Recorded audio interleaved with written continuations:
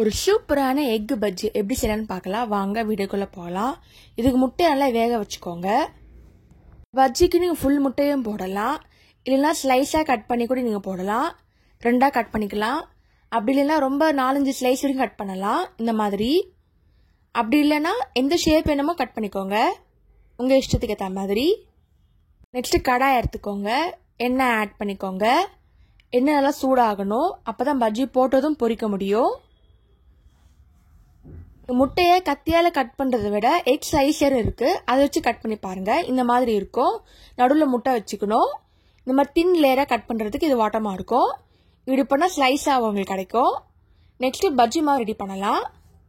அரிசி மாவு, கடலை மாவு, மிளகாத்தூள், உப்பு 4 ஐட்டம் மட்டும்தான். தண்ணி லைட்டாக ஆட் பண்ணிக்கோங்க, திக்காக இருக்கணும். இப்போ முட்டையை எடுத்துகிட்டு 2 பக்கம் டிப் பண்ணிக்கோங்க. இந்த மாதிரி ஃபுல் கோட்டிங் இருக்கணும். இப்போ அப்படியே எண்ணெயில் பொரிக்க வேண்டியதுதான்.